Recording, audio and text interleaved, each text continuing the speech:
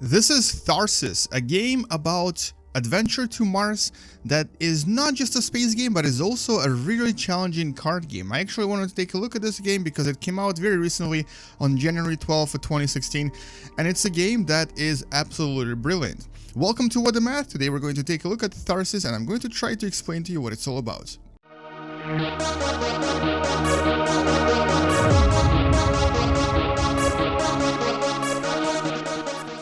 And let's start with a new game. As you can see, there's actually something called missions that is going to be coming soon. I'm really excited to actually see what they're going to do there. But basically, right now, there's only one type of a game. You start this game, and you get to choose various characters. Now, you may want to play through the tutorial because it's not an easy game. As you progress through this game, you'll actually unlock different characters. And here, specifically, I need to complete these challenges before they get unlocked. But so, let's actually start the game. And by the way, this game also has a hard mode, which I am actually really scared to play because even on normal I have not beat it yet. Anyway, confirm, let's begin, and you'll see a little cutscene.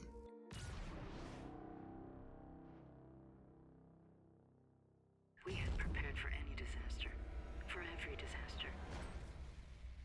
Not all of them at once. We can't turn back, but how can we go on?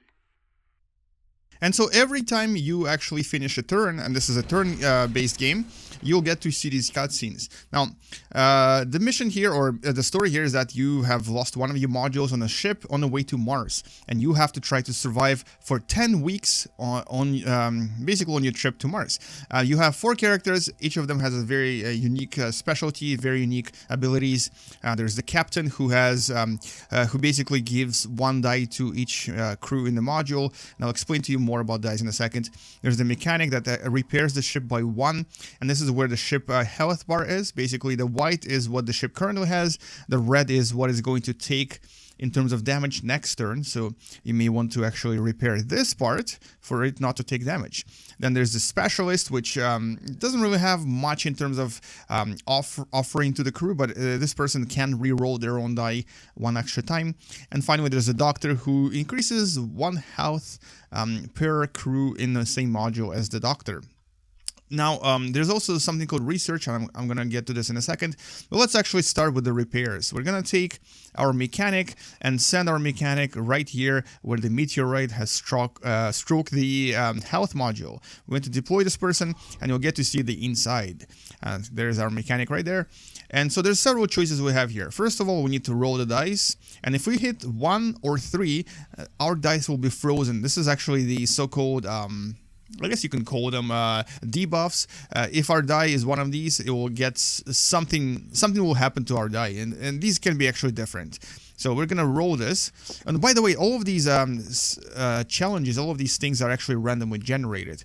So none of this is actually pre-made. Every time you play the game, it will be completely different. Sometimes it will be more challenging, sometimes it will be easier. Now, this is a good die. We're gonna take this and put it in here and repair this module by 5. We're gonna re-roll this again because I don't really, or we can actually do this, regain dice. Oh, this is actually much better.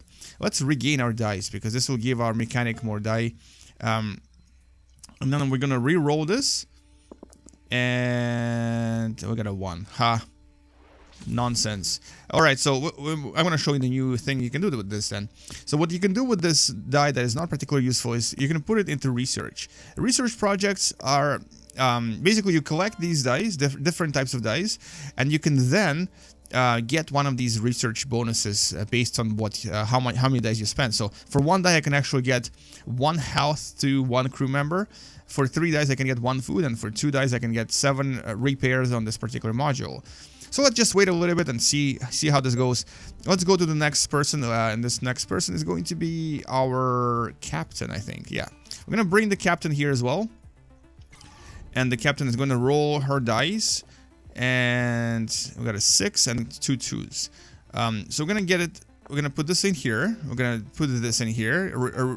Recharge captain's dice because these are very, very important. This means that next turn this captain will be able to roll 4 dice, not just 3 like before. We're gonna now roll this again, and we got a 4.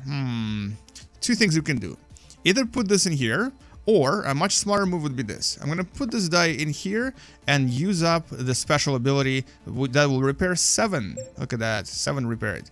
And oh, I have a duct tape here as well that I can repair 3 more. So that's good so far. It's 2 members used up. Let's go to the next person, which is our doctor. We're going to do the same thing. And I should have actually repaired this first, but that's my mistake. But anyway, let's just keep going. Roll the dice. And frozen stasis. That's not good. That's horrible. Okay, let's do this. And no, I don't want to do that. And go to the next person. Last person. Specialist. Deploy the specialist. Roll the dice. Only has 1 die, unfortunately. And it's frozen stasis again. Horrible. Alright, so this is not repaired at all. So this is what happens when you finish a turn. Your ship will now take 1 damage. All of your crew will take 1 damage because they were... Oh, cutscene. The crew's and my own. But if I can't lead them, we're all dead. I need to get it together. And so yeah, so every turn you'll take either damage or something will happen to your crew, and then every turn you also get to make these decisions. So here I can either get 1 food and more stress for everyone, or 2 assists and the ship will lose 1 hit point. Assist is a kind of a bonus that prevents you from getting debuffs by those dice buffs. And I'm gonna take this because food is more important. And here I get to feed my crew. So there's actually 2 types of food. There's normal food that you create in your greenhouse, and I'm gonna give this food to this person. Let's see how it restores their dice, and this person as well. The other food you get eventually when one of your members dies, or when you start running low on normal food, is human meat. You can actually turn your crew into cannibals, which is a very interesting thing to do in such a game. Anyway, so we're in a lot of trouble now. We need to get rid of this, we need to get rid of this, and we also need to get rid of this. Let's work fast and see how this goes. And here comes my first death. I accidentally rolled a 5, which caused an injury to my mechanic, and mechanic is now dead. Well, that's interesting. So we'll see what happens next turn, because now we have a dead body on our ship. Let's see where this goes. And here we go. This is actually going to be the end of the game, because I could not repair damage in time. And what I was actually going to show you is that if I ran out of food at some point, I would then be able to create cannibals. I would basically be able to eat human meat, which is actually a very interesting choice that this game gives you. So yes, if you run out of food, you can actually either even sacrifice one of your members, or you can essentially turn them into cannibals by eating dead bodies. Now, this game is ridiculously difficult to finish. It's one of the reasons why this game does have some negative reviews on Steam, but I personally absolutely love it. So every time you finish it, all of your achievements carry over, and at some point you'll be able to unlock new characters. But let's actually just try the hard mode for fun. And it looks like on the hard mode I was able to survive no turns at all. I actually just survived 1 turn, and there we go. We're all dead again. So yeah, this game is absolutely brutal, but honestly, this is actually what makes it so much fun.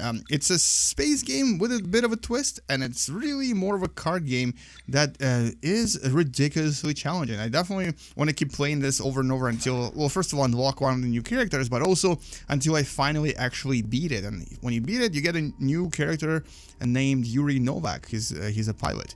Anyway, so this is what the game is like in a nutshell. It's a game with lots of different choices, lots of different replayability, but it's also very, very, very challenging and will make you scream at the screen, probably. Also, when the missions come out, it will be a lot more fun because there will be so much more choice, and will definitely have a lot more replayability than it currently does. One game usually takes anywhere from half an hour to an hour to finish, so you should definitely consider getting this, because it is a casual game, but at the same time, it's a casual game that is super fun. Anyway, this is it for this video. Thank you so much for watching, and hopefully you enjoyed it. If you enjoyed it, make sure to like it and also share it with your friends.